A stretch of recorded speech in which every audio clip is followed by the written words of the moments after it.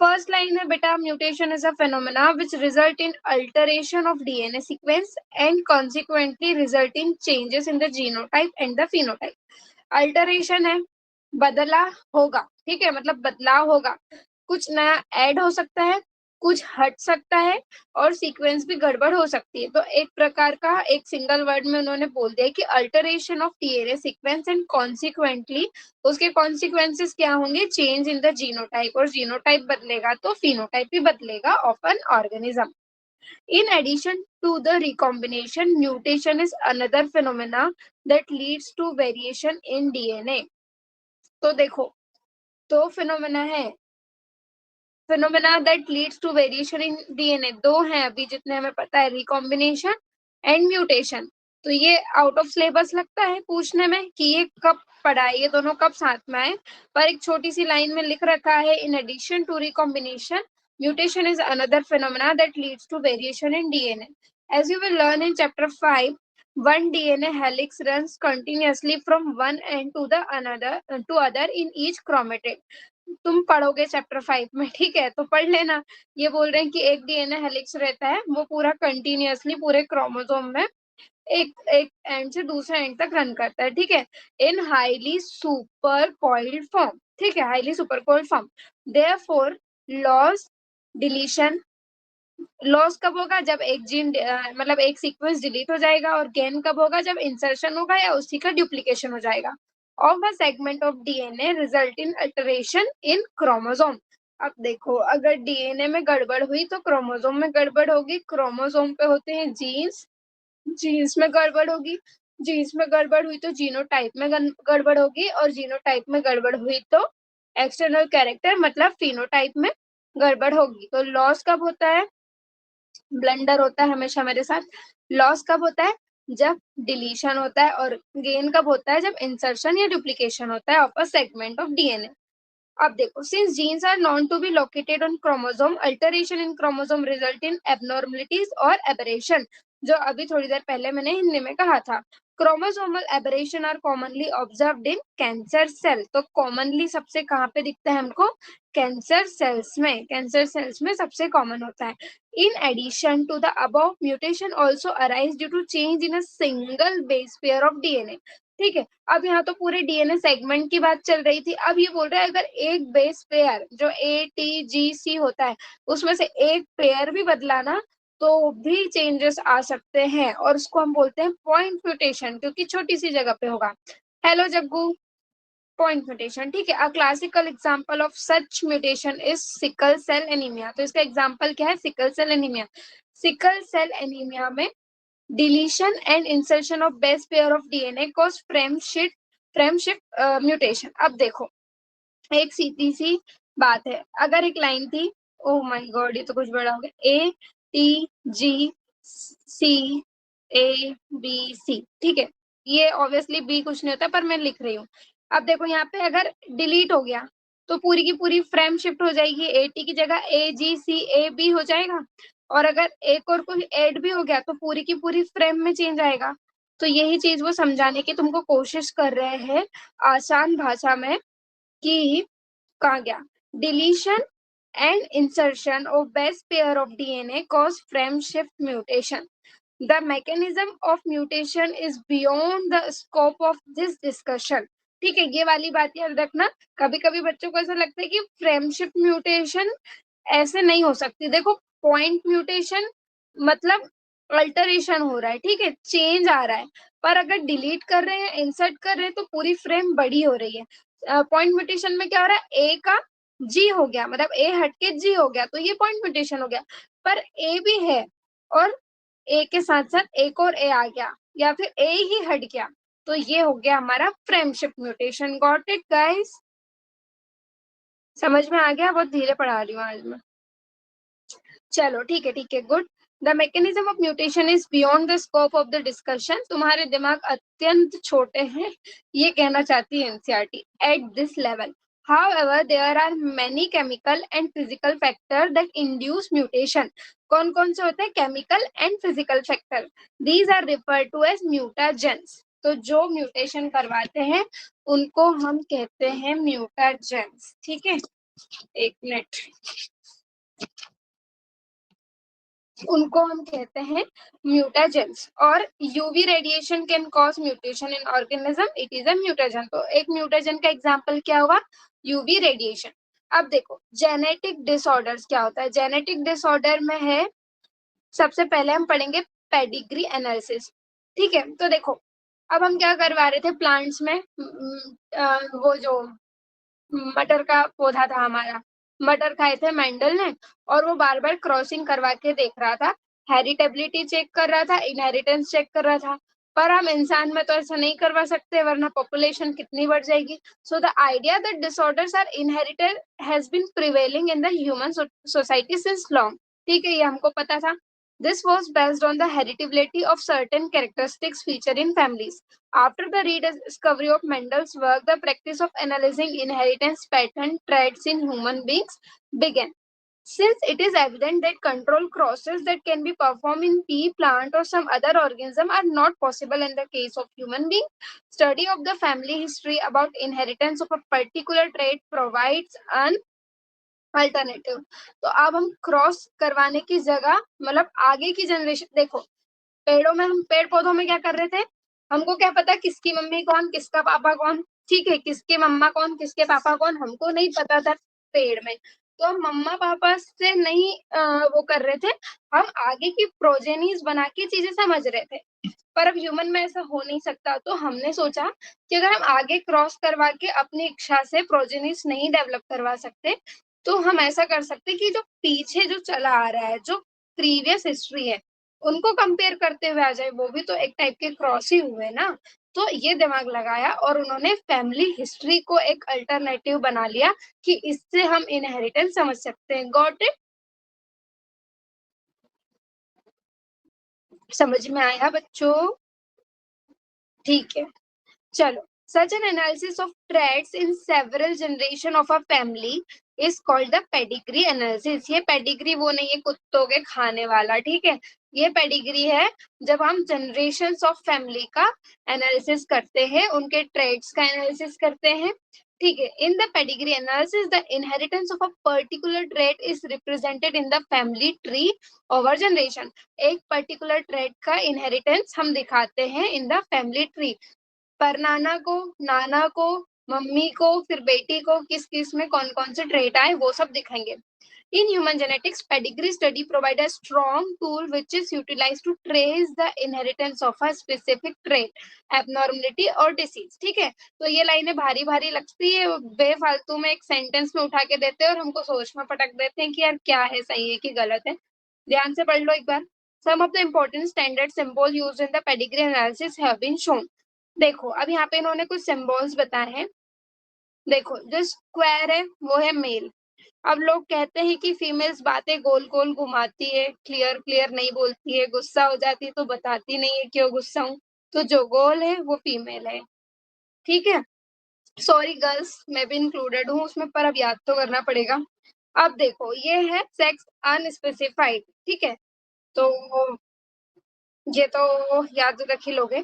अब देखो जो रेड है उनको अफेक्ट मतलब वो अफेक्ट हो चुके हैं, तो जो रेड एरिया है मतलब रेड है वो अफेक्टेड है, तो ये हो गया अफेक्टेड इंडिविजुअल। ठीक है, उसके बाद अगर एक लाइन है तो ये है मैटिंग, और अगर उन दो लाइन है तो मैटिंग बिटवीन रिलेटिव्स, जो मतलब क्लोज रिलेटिव में जो शादी हो जाती है ना उनको, और उनके लिए बोला है कंसेंजीनियस मैटिंग। ठीक है, कंसेंजीनियस मैटिंग। अब ये वर्ड इतना भारी है, बस लिखा है एक वर्ड, तो याद कर लो इसको। अब देखो ये सिंबल क्या दिखा रहा है, इसमें है पेरेंट्स अबव द चिल्ड्रन, मतलब parents above and children below, तो ये ऊपर वाले पेरेंट्स है, नीचे वाले चिल्ड्रन है, और in order of birth left to right. अब देखो ये राइट साइड है, ये लेफ्ट है, तो इसमें से पहले कौन आया था इस धरती पे, ये फीमेल चाइल्ड आई थी, फिर मेल चाइल्ड आया था। ठीक है, फिर ये है parents with affected male child. ठीक है, और ये 5 अनअफेक्टेड ऑफस्प्रिंग। तो अगर मैं ऐसा बताऊं लाल कलर से, तो ये क्या है बता दो जल्दी से। हेलो रूप, क्या है बता दो यार।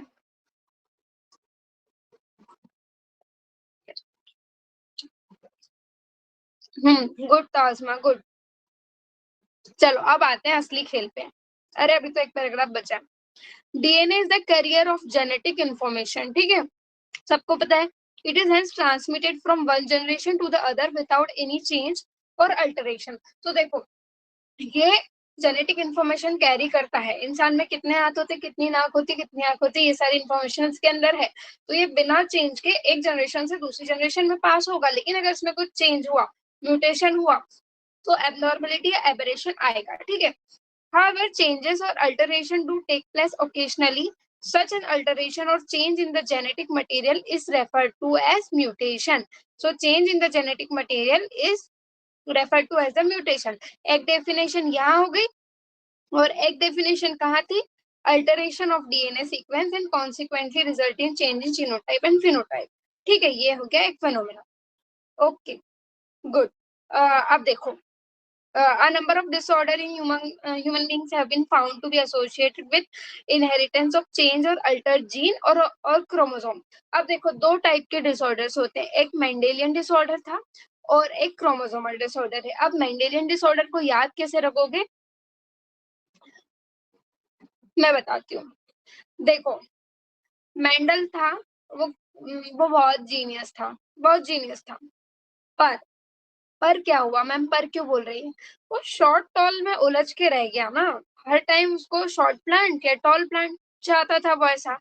मेंडल वाज अ जीनियस, पर मोस्टली टॉल शॉर्ट चाहता है, ठीक है, पर मोस्टली टॉल शॉर्ट चाहता है। तो पर से है फिनाइल कीटोनुरिया, मोस्टली से है मायोटोनिक डिस्ट्रॉफी, टॉल से है थैलेसीमिया, शॉर्ट से सिकल सेल एनीमिया और चाहता से दो है, colour blindness and cystic fibrosis. बताओ, याद रहेंगी Mendelian disease? Mendel was a genius, पर क्या, पर मोस्टली टॉल शॉर्ट चाहता है, ठीक है। Phenylketonuria, myotonic dystrophy, thalassaemia, sickle cell anaemia, colour blindness and cystic fibrosis. अब तो कभी नहीं भूलोगे ना मेंडेलियन डिसऑर्डर सारे। तो ये तो हमने मेंडेलियन डिसऑर्डर याद कर लिए। देखो, ब्रॉडली जेनेटिक डिसऑर्डर में भी grouped into two categories, Mendelian disorder and chromosomal disorder. Mendelian disorder are mainly determined by alteration और mutation in the single gene. अब मेंडेलियन और क्रोमोसोमल में डिफरेंस क्या है? अगर मेंडेलियन की बात करें तो वो एक या दो जीन पे काम करता है कि जीन में कोई दिक्कत आ गई, और क्रोमोसोम में पूरा का पूरा क्रोमोसोम या तो डबल हो जाता है या हट जाता है या डिलीट हो जाता है, कुछ भी होता है, ठीक है। तो ये है मेंडेलियन की बात। अब देखो, this disorder are transmitted to the offspring on the same line as we have study in the principle of inheritance. जैसे कि हमने कैरेक्टर्स पढ़े थे, ट्रेट्स पढ़े थे, टॉल डॉर्फ कैसे इनहेरिट हो रही है, जैसा मेंडल ने बताया था वैसे ये बीमारियां भी इनहेरिट हो रही है। तो ये मेंडल के लॉज को फॉलो कर रही है, इसलिए इनको मेंडेलियन डिसऑर्डर बोल रहे हैं। देखो, the pattern of inheritance of such Mendelian disorder can be traced in a family by the pedigree analysis. देखो, मोस्ट कॉमन एंड प्रीवेलेंट, मतलब ऐसा नहीं कि सिर्फ इतने और भी होते हैं, but most common and prevalent कौन से हैं? Haemophilia, cystic fibrosis, sickle cell anaemia, colour blindness, phenylketonuria, thalassaemia, ठीक है। इसमें एक छूट गया है बच्चों, हीमोफीलिया, क्योंकि मैंने ट्रिक तो बनाई थी पर मैं भुलक्कड़ हूं तो मैं लिख गई। टॉल और शॉर्ट चाहता है, और है से है हमारा हीमोफीलिया, ठीक है। चलो, ये हो गया। अब देखो, it is important to mention here that such Mendelian disorders may be dominant or recessive. By pedigree analysis, one can easily understand whether the trait in question is dominant or recessive. देखो, dominant और recessive क्या होगा? अगर कोई dominant trait है, अगर कोई dominant trait है, मान लो ये कोई सी डिसीज है, ए जीन है, ठीक है, ए जीन है और उस पर कोई डिसीज लग गई है। अगर ये डोमिनेंट ट्रेट होगा, तो अगर एक में भी दिक्कत हुई और अगर एक स्मॉल ए भी हुआ, तो ये हार्म कर देगा, ठीक है। तो ये डोमिनेंट ट्रेट हुआ, तो अगर डोमिनेंट जीन पे लग गया तो ये हार्म कर देगा। लेकिन अगर ये रेसेसिव हुई तो ये रेसेसिव जीन पे रहेगा। अब अगर ये ए है और ये ए डी है, मतलब ये डिसीज कंडीशन, तो ये ए इसको एक्सप्रेस नहीं होने देगा ना, ये वाला ए इसको एक्सप्रेस नहीं होने देगा क्योंकि ये तो डोमिनेंट है, तो ये डिसीज यहाँ पे नहीं आएगी। लेकिन अगर ए डी और ए डी हुआ, तो ये तो डिसीज आ जाएगी। तो ये कौन सा ट्रेट हुआ, ये वाली डिसीज हुई रेसेसिव डिसीज, और ये हुई डोमिनेंट डिसीज। रेसेसिव और डोमिनेंट समझ में आ गया हो तो कुछ बोल दो कमेंट में या फिर थंब रिएक्ट कर दो, ठीक है। Similarly the trait may also be linked to the sex chromosome, or as in case of hemophilia it is evident that this X-linked recessive trait show transmission from carrier female to male progeny। अब देखो दो type के हो सकते हैं, sex link और autosomal. जो autosomes होते हैं 22 पेयर उन पे, या फिर एक पेयर जो सेक्स क्रोमोसोम होता है उन पे वो जीन प्रेजेंट हो सकता है। अब देखो अगर डोमिनेंट जीन है और सेक्स क्रोमोसोम पे प्रेजेंट है तो डिसीज कौन सी होगी, सेक्स लिंक्ड रेसेसिव। और अगर रेसेसिव जीन है और ऑटोसोम पे प्रेजेंट हुई तो ऑटोसोमल रेसेसिव। और वही अगर डोमिनेंट है और ऑटोसोम्स पे ही जीन प्रेजेंट हुआ, जीन डोमिनेंट है और ऑटोसोम्स पे ही प्रेजेंट है, तो कैसी होगी बताओ जल्दी, बताओ कमेंट बॉक्स में गधो। नहीं बोलेंगे, अब क्यों बोलेंगे, अब तो हमें बोलना ही नहीं आता। किसी बच्चे ने बताया है मुस्कान ऑटोसोमल डोमिनेंट, गुड। चलो मुस्कान ही आंसर दे रही, बाकी सब तो नहीं पढ़ रहे। चलो अब देखो इसमें इन्होंने एक बहुत बड़ी बात लिख दी जिसके ऊपर वो बहुत क्वेश्चन पूछ सकते हैं। देखो sex chromosome in case of haemophilia में मतलब ये हुई सेक्स लिंक रेसेसिव। अब देखो अगर ये बोल रहे हैं एक्स लिंक मतलब सेक्स लिंक रेसेसिव ट्रेट है तो उसका ट्रांसमिशन होता है करियर फीमेल से मेल प्रोजेनी पे। अब देखो करियर फीमेल है मतलब कि उसके अंदर वो रेसेसिव ट्रेट तो है पर वो एक्सप्रेस नहीं हुआ है, मतलब वो उसकी करियर है और वो मेल प्रोजेनी को डिसीज दे रही है। तो इस केस में फीमेल डिसीज है क्या, यस और नो, से यस और नो। जो फीमेल है वो डिसीज है क्या, जल्दी बताओ यार, नहीं है, गुड। चलो a representative pedigree is shown for dominant and recessive traits, discuss with your teacher। ठीक है मेरे से डिस्कस करने का बोल रहे तो मैं ही तो करवा रही हूँ। अब देखो यहाँ पे है फीमेल डिसीज्ड है, फीमेल डिसीज्ड है तो ये है क्या रेसेसिव, ये तो नहीं है। तो पहली जो हमारी है वो ऑटोसोमल डोमिनेंट ट्रेट है। तो ऑटोसोमल डोमिनेंट ट्रेट का हमेशा एक ध्यान रखना, अगर कोई चीज डोमिनेंट है ना तो उसको फिर किसी की जरूरत नहीं, वो हमेशा ही अपने आप को शो करेगी, ठीक है। डोमिनेंट है तो वो हर जनरेशन में शो करेगी। तो अगर कोई भी पेडिग्री एनालिसिस दिया हुआ है, ध्यान से सुन लो, डबल से रिपीट नहीं करूंगी, कोई भी पेडिग्री एनालिसिस दिया हुआ है जिसको हर जनरेशन में डिसीज हो रही है, देखो यहाँ डिसीज थी तो इस जनरेशन में दो को डिसीज हुई, ठीक है, इसमें नहीं थी तो नहीं हुई, ठीक है, इस जनरेशन में हुई, फिर अगर इसमें थी तो इसकी भी जनरेशन में हुई। ऐसा हो सकता था ना कि इसमें है पर इनके बच्चों में नहीं, मतलब कोई भी जनरेशन स्किप नहीं हो रही है। तो जहां कोई भी जनरेशन स्किप ना हो वो होता है हमारा ऑटोसोमल डोमिनेंट ट्रेट, ठीक है, समझ गए। और इसका एग्जांपल एक ही है, मायोटोनिक डिस्ट्रॉफी। अब देखो ऑटोसोमल रेसेसिव ट्रेट है सिकल सेल एनीमिया। अब देखो ये रेसेसिव है तो ये जनरेशन स्किप कर रहा है, मतलब यहाँ ये करियर होंगे इसके तो इनमें नहीं आया, इनके बच्चों में आया। अब देखो यहाँ पे इनमें नहीं आया पर इनके बच्चों में आया, तो ये जनरेशन स्किप करेगा, तो ये है ऑटोसोमल रेसेसिव। अब फर्स्ट डिसीज हम पढ़ रहे हैं। अब देखो एक बार मैं तुमको वो बता देती हूँ रेसेसिव। देखो डोमिनेंट विल डिस्ट्रॉय, जो डोमिनेंट होता है ना पावरफुल, वो सबको डिस्ट्रॉय कर देता है जो डोमिनेंसी दिखाता है। तो डोमिनेंट का एग्जांपल क्या हो जाएगा, मस्कुलर सॉरी मायोटोनिक डिस्ट्रॉफी, ठीक है। और एक ही थी ऑटोसोमल सेक्स लिंक डोमिनेंट, तो कोई डिसीज है ही नहीं, तो डोमिनेंट से डिस्ट्रॉय तो मायोटोनिक डिस्ट्रॉफी एक एक एग्जांपल याद हुआ। दूसरा देखो रेसेसिव है, तो रेसेसिव दो टाइप की दी हुई है एनसीईआरटी में, सेक्स लिंक एंड ऑटोसोमल। देखो सेक्स लिंक, अब ये बात बताओ अगर कोई सेक्स लिंक केस हो जाता है लाइक रेप केस या फिर कोई सेक्सुअल अब्यूज, तो जनता कहाँ पहुंच जाती है, हाई कोर्ट के सामने। कहाँ पहुंच जाती है, हाई कोर्ट के सामने। तो सेक्स लिंक का एग्जांपल है हाई कोर्ट, और हाई से है हीमोफीलिया और कोर्ट से है कलर ब्लाइंडनेस। तो सेक्स लिंक रेसेसिव डिसीज का एग्जांपल है कलर ब्लाइंडनेस एंड हीमोफीलिया। अब ऑटोसोमल में देखो सिक, फिजूल, देन है थाला, ठीक है। अब तुमको समझ नहीं आया होगा। लिखते टाइम तो मैंने भी कुछ अच्छा लिखा था पर मुझे याद नहीं आ रहा है। बता दूंगी बहुत जल्दी, पर ऐसे याद रख लो, सिक, फिजूल, थाला। चलो हाँ, मुझे याद आ गया, मुझे याद आ गया। देखो, इंसान सिक है, बीमार है, सिक मतलब तो पता है ना, सिक है, बीमार है, फिर भी फिजूल में ठेला चला रहा है। ठेला मतलब पता है ना, ठेला गाड़ी, सब्जी बेचने वाली, ठीक है। हाँ गुड, बता रही है ताजमा, वाह वाह यार। वैसे ये ट्रिक मैंने बनाई है तो तुम्हें कैसे पता?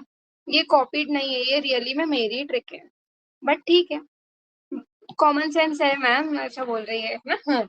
सिक है फिर भी फिजूल में ठेला चला रहा है, तो सिकल सेल एनीमिया, फिजूल से फिनाइल कीटोन्यूरिया एंड ठेला से थैलेसीमिया। अब मुझे बता दो, सबको सबको कोई तो कुछ बोल रहा है, एसपीटीसी ऐसे भी याद कर सकते हैं, जिसको जैसा मानो। देखो, जिसने कोई ट्रिक याद कर रखी हो उसी से याद करे, और अगर जिसने कोई याद नहीं की है और उसको ये समझ में आ रही है तो इससे याद करे, ठीक है। मैं ऐसे नहीं बोलूंगी कि सारी ट्रिक भूल जाओ और मेरी याद करो, ऐसा कुछ नहीं है। चलो सबसे पहले आते हैं colour blindness. It is a sex linked recessive disorder, ये मैंने बता चुकी हूँ, due to defect in either red और green cone of the eye. आप देखो, तीन कॉर्न्स होते हैं, तीन कलर के, रेड, ग्रीन एंड ब्लू। तो रेड और ग्रीन कॉर्न में दोनों में से किसी एक में डिफेक्ट होता है, इधर लिखा है ना, देखो इन बोथ आए तो मना कर देना, ठीक है। either red और green cone of eye resulting in failure to discriminate between red and green color, तो ये बंदा लाल और हरे कलर में डिस्क्रिमिनेट नहीं कर पाता है। This defect is due to mutation in certain gene present in the X chromosome. अब इसके, ये सेक्स लिंक है तो ऑब्वियसली इसके जीन्स एक्स क्रोमोसोम में प्रेजेंट होंगे। अब देखो ये याद कर लो, it occurs in about 8% of males and only 0.4% of females. मैंने आपको बताया था कि सेक्स लिंक रेसेसिव में फीमेल का अफेक्टेड होना बहुत कम चांसेस होते हैं। ऐसा क्यों होता है? Because the genes that lead to the red green color blindness are on the X chromosome, और मेल्स में ओनली वन एक्स क्रोमोसोम होता है और फीमेल में दो होते हैं।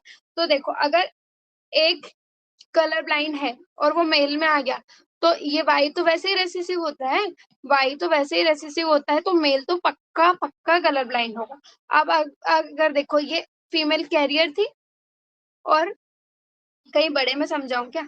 बड़े में समझाती हूँ, अच्छे से समझाती हूँ। देखो, अब देखो, ये फीमेल थी, ये करियर थी, ठीक है, और ये जो मेल था ये नॉर्मल था।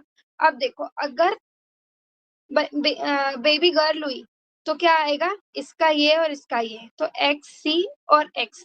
अब ये एक रेसेसिव डिसऑर्डर है, एक रेसेसिव डिसऑर्डर है मतलब दोनों पे डिसीज कंडीशन होना जरूरी है, तो ये अगेन करियर बनेगी, इसको डिसीज नहीं होगी। लेकिन अगर हुआ मेल बेबी, अगर हुआ मेल बेबी, तो ये देखो, अगर आई एक्स सी और वाई आ गया तो ये तो बेचारा डिसीज हो जाएगा। अब फीमेल को डिसीज होने के लिए क्या कंडीशन चाहिए? फीमेल को डिसीज होने के लिए क्या कंडीशन चाहिए? कि उसके पिताजी मतलब उसके पापा एटलीस्ट हीमोफिलिक तो हो। अगर उसके पापा हीमोफिलिक हैं और उसकी मम्मी करियर है, तो भी 50% चांस है कि उसको हीमोफीलिया हो, तो भी 50 है। अगर अगेन ये वाला एक्स क्रोमोसोम आ गया इधर, तो फिर नहीं होगा, फिर वो करियर बन जाएगी। तो समझ में आया कि फीमेल को कम क्यों होता है? क्योंकि फीमेल में दो एक्स क्रोमोसोम होते हैं, फीमेल में दो एक्स क्रोमोसोम होते हैं, इसलिए। अब देखो, males have only one X chromosome and females have two. तो the son of a woman who carries the gene has 50% of chance of being colorblind. The mother is not herself colorblind because the gene is recessive. That means that its effect is suppressed by her matching dominant normal gene. A daughter will not normally be colorblind unless her mother is carrier, her mother is a carrier and father is colorblind, जो कि मैंने अभी तुमको समझाया था। थी तो x x सी career होता है, एक्स सी डिसीज होता है, और एक्स सी वाई भी डिसीज होता है। समझ में आ गई? समझ में आ गई तो जल्दी बताओ, आगे बढ़ते, बहुत सारा बचा हुआ है। ठीक, अब है हमारा haemophilia. This is sex linked recessive disease, ठीक है, ये सेक्स लिंक्ड रेसेसिव डिसीज है which show it's transmission from unaffected career female. देखो, अनअफेक्टेड करियर फीमेल सेम है जैसे कलर ब्लाइंडनेस में हो रहा था, तो मैं डबल से नहीं समझाऊंगी। To some of the male progeny, जिसमें वो करियर जो एक्स एच वाला जिसमें जाएगा ना, क्योंकि करियर है तो एक्स एच है और एक्स है, तो जिस मेल में ये वाला क्रोमोसोम जाएगा, XH वाला, डिसीज वाला, इसलिए all of the male progeny नहीं लिखा है, some of the male progeny, और ये भी सेम कलर ब्लाइंडनेस में होगा, तो इस सम वर्ड को मार्क करो। Has been widely studied in this disease a single protein that is part of a cascade of protein. देखो जो अपना ब्लड क्लोटिंग होती है ना, उसमें बहुत सारे प्रोटीन इन्वॉल्व होते हैं, और जहाँ बहुत सारे एक के बाद एक के बाद एक को एक्टिवेट करते रहते हैं ना, उसको बोलते हैं कैस्केड ऑफ प्रोटीन। तो इस कैस्केड का एक सिंगल प्रोटीन अफेक्ट होता है, ठीक है, involve in the clotting blood is affected. Due to this in affected individual a simple cut will result in non stop bleeding. अब उस ब्लड क्लोटिंग का अगर एक भी प्रोटीन चला गया तो ब्लड क्लोटिंग नहीं होगी, और अगर थोड़ा सा भी कट लगा ना तो नॉन स्टॉप ब्लीडिंग होती है और अल्टीमेटली बंदा मर जाता है, ठीक है। अब देखो जो हेट्रोजाइगस फीमेल है वो कैरियर होती है for haemophilia, may transmit that disease to sons, वो उनके सन्स को ट्रांसमिट करेगी, मतलब फीमेल टू मेल जनरेशन में जाएगी। The possibility of a female becoming a hemophilic is extremely rare because mother of such female has to be at least carrier and the father should be hemophilic। जो colour blindness का था वो same to same यही है। और father haemophilic ऐसी condition इसलिए नहीं आती कि फादर जब तक रिप्रोडक्टिव एज में आता है ना तब तक वो अनवायबल हो जाता है, मतलब इनफर्टाइल हो जाता है, ठीक है, इसलिए ऐसी कभी कंडीशन नहीं आती। The family pedigree of Queen Victoria shows a number of haemophilic descendants as she was the carrier of disease. तो इसलिए इसको रॉयल्स डिसीज भी बोलते हैं क्योंकि क्वीन की फैमिली में रॉयल डिसीज, ठीक है। अब अगला आता है sickle cell anaemia. This is an autosome link recessive trait, ठीक है, अब सेक्स लिंक नहीं है, ऑटोसोम लिंक रेसेसिव ट्रेट है। so that can be transmitted from parents to the offspring when both the parents are carrier for the gene। अगर दोनों ही heterozygous condition में है तो पेरेंट्स को ट्रांसफर, पेरेंट्स से बच्चों को ट्रांसफर हो सकती है। अब जैसे हीमोग्लोबिन, ये डिसीज्ड वाला और एक नॉर्मल हीमोग्लोबिन है, ये हो गई फीमेल, क्योंकि ये तो ऑटोसोम की बात है तो यहाँ XY तो आएगा नहीं। फिर ये हीमोग्लोबिन का जीन है, ये डिसीज वाला है, और ये हो गया नॉर्मल। तो अब इससे 4 गैमेट बनेंगे, HBS, और इसके बना HB फीमेल के, और मेल का भी बना HBS और बना HB, ठीक है। तो HBS और ये ऑटोसोम लिंक रेसेसिव डिसऑर्डर था, तो दोनों का होना, होमोजाइगस कंडीशन होना जरूरी है, तो ये हो जाएगी डिसीज कंडीशन। तो जब दोनों पेरेंट्स करियर हो तब प्रोजेनी में जाता है। The disease is controlled bye a single pair of allele that is HBA and HBS out of the 3 possible genotype. 3 possible क्या है? HBS HBS, HBS HB A और HBA HBA। Out of the 3 possible genotypes, only homozygous individual for HBS, मतलब HBS HBS। अब तुम इस language को अच्छे से समझो कि वो होमोजाइगस कब बोल रहा है, हेट्रोजाइगस कब बोल रहा है, क्योंकि मैं जिस भाषा में बोल रही हूँ वो वैसे क्वेश्चन नहीं पूछेगा, वो तो ऐसे पूछेगा, ठीक है। Show the disease phenotype। Heterozygous HBA HBS individual appear apparently unaffected, but they are carrier of the disease, as there is 50% probability of transmission of the mutant gene to the progeny, ठीक है, thus exhibiting sickle cell trait। अब ये defect होता कैसे? अब देखो, glutamic acid से valine substitute हो जाता है, ठीक है, ग्लूटामिन एसिड को सब्स्टिट्यूट कर देता है valine eight the 6th position. Mark कर लो सारी चीजें, glutamic acid valine eight the 6th position of beta. अगर बीटा की जगह अल्फा ग्लोबिन चेन बोल दिया ना गलती से तो सारा क्वेश्चन गलत हो जाएगा। यह है beta globin chain of the haemoglobin molecule. The substitution of amino acid in the globin protein result due to the single base substitution. तो ये पॉइंट म्यूटेशन का एग्जांपल हुआ, single base substitution at the 6th codon of the beta globin gene. और क्या होता है, GAG से GUG हो जाता है, मतलब सिर्फ A की जगह U हो रहा है। तो GAG कोड करता है ग्लूटामिक एसिड के लिए और GUG कोड करता है वैलिन के लिए। तो A की जगह U आ जा रहा है तो ग्लूटामिक एसिड की जगह वैलिन आ जा रहा है, तो गो ग्लूटामिन वेलकम वैलिन, ठीक है, इसको ऐसा रखना, गो ग्लूटामिन वेलकम वैलिन। और ये हमें बहुत गंदे तरीके से याद करवाया था, गा से हो गया, ठीक है, गा से हो गया, मैं बोल नहीं रही, समझ जाना। The mutant haemoglobin molecule undergo polymerisation under low oxygen tension. अब उस सिकल सेल वाले को ऐसे नॉर्मली कुछ नहीं होगा, अगर वो अच्छी खासी ऑक्सीजन में है तो उसे कुछ नहीं होगा। जब लो ऑक्सीजन टेंशन होगी तो सिकल सेल क्या होता है, एक के ऊपर एक के ऊपर एक जम जाते हैं, तब उसको दिक्कत होती है और उनका शेप चेंज हो जाता है RBC का, बाइकॉन्केव से हो जाता है एलोंगेटेड सिकल सेल। ठीक है, अब आता है फिनाइलकीटोनूरिया। देखो, दिस इनबॉर्न एरर, अब यहाँ पे साफ साफ लिखा है इनबॉर्न एरर। इनबॉर्न एरर मतलब क्या है, मतलब पैदा होते ही ये एरर है। और मेटाबॉलिज्म, का metabolism is also inherited as autosomal recessive trait. Again, ये है autosomal recessive. The affected individual lacks an enzyme that convert the amino acid phenylalanine into tyrosine. देखो, phenylalanine hydroxylase वो एंजाइम होता है जो कि phenylalanine को टायरोसिन में बदलता है, तो इसमें इस एंजाइम की बनने की कमी हो जाती है। As a result this phenylalanine ये टायरोसिन में कन्वर्ट नहीं हुआ तो ये एक्यूमुलेट हो जाएगा और अपने आप को कन्वर्ट कर लेगा फिनाइल पायरुविक एसिड में और अदर डेरिवेटिव्स में, और फिर इसका ब्रेन में एक्यूमुलेशन होता है तो मेंटल रिटार्डेशन होता है।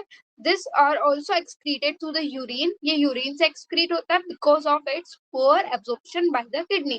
तो फिनाइल कीटोनूरिया के पेशेंट को अपन यूरिन टेस्ट अगर करेंगे तो उसमें अपन को क्या मिलेगा, फिनाइल एलेनिन भी मिल सकता है या फिनाइल पायरुविक एसिड भी मिल सकता है। ठीक है, तो तुम्हारे लेवल पे तुम इतना याद रख सकते हो। उसके बाद है thalassaemia. This is also an autosomal link recessive blood disease. देखो, ये ब्लड डिसीज है। अब इसमें क्या होता है, वो जो हीमोफीलिया थी ना, वो भी ब्लड डिसीज थी। अब एक्चुअली वो ब्लीडिंग डिसऑर्डर नहीं है, उसमें हो रही है कंटिन्यूअसली ब्लीडिंग। हीमोफीलिया में क्या होता है, ब्लीडिंग होती रहती, पर उसका नाम ब्लीडिंग डिसऑर्डर नहीं होता, उसका नाम क्लोटिंग डिसऑर्डर है, क्योंकि प्रॉब्लम कहाँ है, डिसऑर्डर कहाँ हुआ है, क्लोटिंग में हुआ है। ये एमबीबीएस का था थोड़ा सा। ठीक है, अब फ्लेक्स तो करूंगी ना यार। चलो चलो, तुम भी जल्दी आ जाओ मेडिकल कॉलेज में। Thalassemia. This is also an autosome-linked recessive blood disease transmitted from parents to the offspring when both the partners are unaffected carrier for the gene. देखो, ऊपर वाली सेम चीज है क्योंकि वो भी autosomal recessive था, ये भी। और heterozygous condition. The defect could be due to either mutation or deletion. Mutation भी हो सकता है, deletion हो सकता है, which ultimately result in reduced rate of synthesis of one of the globin chain. दोनों का नहीं, किसी एक ग्लोबिन चेन का, या तो अल्फा ग्लोबिन चेन या बीटा ग्लोबिन चेन। तो रिड्यूस भी हो सकता है और एकदम बंद भी हो सकता है। देखो, this cause the formation of abnormal haemoglobin molecules resulting into anaemia which is a characteristics of the disease. अब देखो, thalassaemia can be classified according to which chain of the haemoglobin molecule is affected. अगर alpha thalassaemia है तो alpha globin chain affected हुई, beta thalassaemia है तो beta globin chain affected हुई। Alpha thalassaemia is controlled by two closely linked genes HbA1 and HbA2। जो alpha है ना, जो अल्फा लोग है, उनको दो जीन कंट्रोल कर रहे हैं, A1 और A2। और कौन सा क्रोमोसोम है, 16। Alpha thalassaemia 16 chromosome, HbA1 HB2। अब देखो, and it is observe due to mutation और डिलीशन ऑफ वन और more of the four gene. मतलब 4 जीन हो गए, HbA1 HbA2 मेल में और HbA1 HbA2 फीमेल में। तो इन चारों में से जितने ज्यादा जीन अफेक्टेड होंगे उतनी ही ज्यादा क्वांटिटी में कम हीमोग्लोबिन बनेगा। ठीक है, ये समझ में आ गया। देखो, while beta thalassemia is controlled by a single gene that is HBB on chromosome 11। तो एक HBB मेल में होगा, एक फीमेल में होगा। तो chromosome 11 of each parent and occur due to mutation of one or both the gene। देखो, यहाँ पे 4 जीन लिखा है, यहाँ पे both जीन लिखा है, मतलब इसको 2 जीन कंट्रोल कर रहे हैं टोटल में, एक मेल का एक फीमेल का। ठीक है, और यहाँ पे 4 है। अब देखो, thalassemia differ from sickle cell anemia in that the former is a quantitative problem of synthesizing too few globin molecules, while the latter is qualitative problem of synthesizing an incorrectly functioning globin। देखो, farmer का मतलब होता है पहले वाला, तो farmer ये है पहले पहले थैलेसीमिया की बात करें तो ये क्वांटिटेटिव प्रॉब्लम है। ठीक है, इसमें अगर एक जीन इफेक्ट हो रहा है तो कम हीमोग्लोबिन बन रहा है, 2 जीन इफेक्ट हो रहे हैं तो और कम बन रहा है, और पूरे 4 हो रहे हैं तो और कम हीमोग्लोबिन बन रहा है। तो यहाँ पे क्वांटिटी की प्रॉब्लम आई, तो thalassaemia is a quantitative problem. लेकिन सिकल सेल एनीमिया में शेप चेंज हो रहा है, मतलब गोल से सिकल शेप हो जा रहा है, मतलब क्वालिटी बदल जा रही है। तो this is a qualitative problem. तो ये क्वेश्चन बहुत बहुत इंपॉर्टेंट क्वेश्चन है, मुझे लग रहा है कि ये इस बार आएगा। पर यहाँ पे तुम ध्यान क्या रखोगे, फॉर्मर का और लेटर का, वो थैलेसीमिया और सिकल सेल एनीमिया का सीक्वेंस इधर से उधर कर देगा और फॉर्मर और लेटर में तुमको कंफ्यूज करेगा, ठीक है। अब आते हैं हम क्रोमोसोमल डिसऑर्डर पे। तो क्रोमोसोमल डिसऑर्डर में क्या है, the chromosomal disorder on the other hand are caused due to absence of chromosome या एक्सेस ऑफ क्रोमोसोम, या तो क्रोमोसोम है नहीं या फिर क्रोमोसोम ज्यादा है, या फिर एबनॉर्मल अरेंजमेंट ऑफ वन और मोर क्रोमोसोम, तीन चीजें हो सकती है। अब देखो, failure of segregation of chromatid during cell division cycle result in the gain or loss of a chromosome called aneuploidy. aneuploidy किसे बोलते हैं, तो gain of chromosome या फिर loss of chromosome। और अब ये क्यों होता है, failure of segregation of chromatid.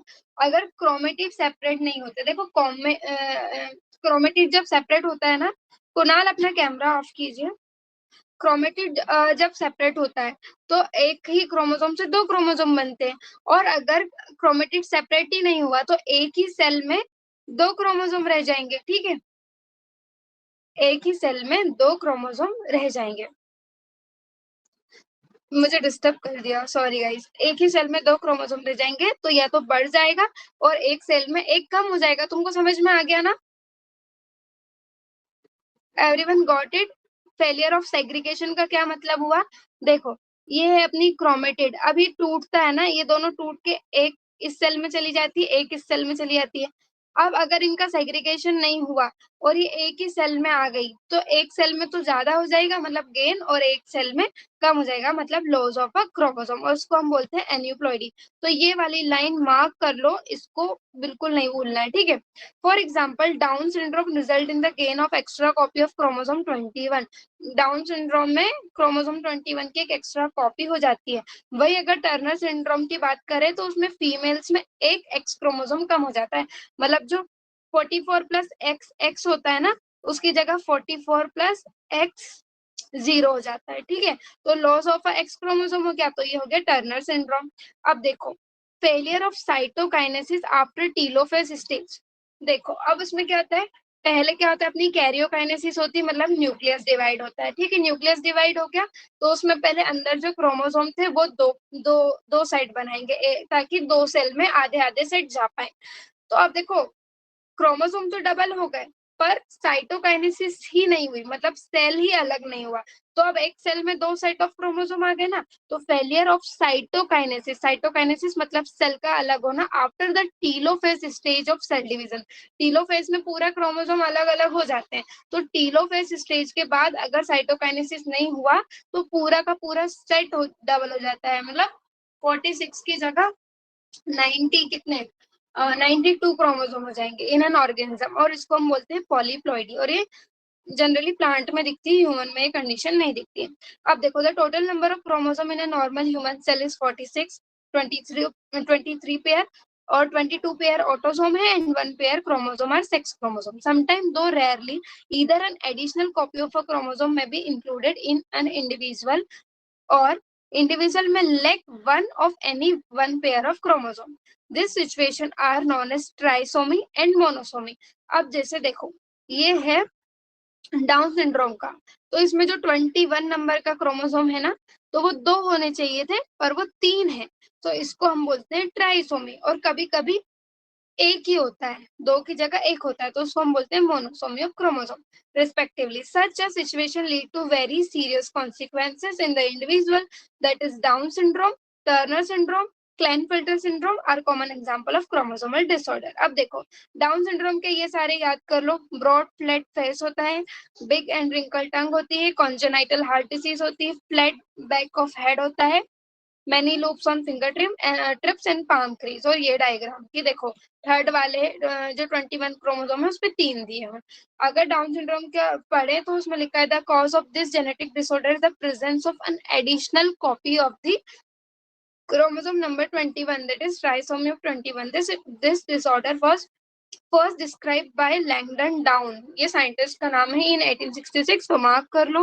The affected individual is short statured with small round head, furrowed tongue and partially open mouth. Palm is broad with characteristic palm crease. Physical, psychomotor and mental development is retarded. तो ये हो गया down syndrome. अब देखो, क्लेनफिल्टर syndrome और Turner, इन दोनों को नाम तो याद रहते हैं पर कंफ्यूजन होता है कि कौन सा था। अब देखो इसका नाम बड़ा है, स्पेलिंग बड़ी ना, क्लिनफेल्टर, तो इसमें एक्स्ट्रा क्रोमोसोम आएगा। तो बात तो सारी एक्स की और वाई की चल रही थी। तो देखो एक्स वाई था मेल में, और मेल्स हाइट में लंबे भी होते हैं, तो ये वाला जो डिसऑर्डर है ये मेल का है। अब इसमें नाम बड़ा है, पहले तो नाम बड़ा है मतलब हाइट में लंबा नाम है, और मेल्स भी हाइट में लंबे, तो मेल का है। फिर इसमें एक्स्ट्रा क्रोमोसोम आ जाएगा, तो ये हो जाएगा XXY। फीमेल में छोटी होती है फीमेल्स हाइट में in comparison of males generally, so female में XX होता है। और ये नाम छोटा है तो इसमें एडिशनल तो नहीं आएगा बल्कि एक गायब हो जाएगा, तो ये हो जाएगी XO की कंडीशन। याद हो गया। अब देखो क्लिनफेल्टर सिंड्रोम है, इसमें लिखा हुआ है this genetic disorder is caused due to the presence of additional copy of X chromosome resulting into a karyotype of 47। 46 की जगह 47 हो जाते हैं, तो वो क्या हो जाता है 44 प्लस XXY। ठीक है, 44 प्लस XXY, तो ये हो गया 47। सच एन इंडिविजुअल है पूरा का पूरा मस्कुलिन डेवलपमेंट, क्योंकि XY तो है ही सही, तो overall masculine development. However, the feminine development, जैसे कि डेवलपमेंट ऑफ ब्रेस्ट, और डेवलपमेंट ऑफ ब्रेस्ट को हम बोलते हैं gynaecomastia, is also express such an individual is sterile, मतलब इनफर्टाइल होते हैं, वो बच्चे पैदा नहीं कर सकते। ठीक है, टर्नर सिंड्रोम, उसमें क्या होता है such a disorder is caused due to the absence of X chromosome that is 45, मतलब 44 प्लस X0, तो ये हो गया 45। और सच फीमेल्स आर ऑल्सो स्टेराइल, मतलब दोनों में ही क्लिनफेल्टर में और टर्नर में स्टेराइल होंगे, क्योंकि इनकी ओवरी रूडिमेंट्री होगी। अब बताओ टर्नर सिंड्रोम की फीमेल को मेंस्ट्रुअल साइकिल आएगा या नहीं आएगा, बताओ जल्दी। जग्गू, साक्षी, अफीफा, ताजमा, बताओ जल्दी। बाकी सब भी बताओ। नहीं आएगा, क्योंकि रूडिमेंट्री ओवरी, रूडिमेंट्री मतलब वर्क नहीं करी, और ओवरी वर्क नहीं करेगी तो फॉलिकल डेवलप नहीं होंगे, ओव्यूलेशन नहीं होगा, देन मेंस्ट्रुअल साइकिल भी नहीं आएगी, beside other feature including lack of the secondary sexual character. और ये का एक एग्जांपल है मोनोसोमी का, क्योंकि यहाँ पे एक ही क्रोमोसोम प्रेजेंट है। चैप्टर समझ में आया बच्चों?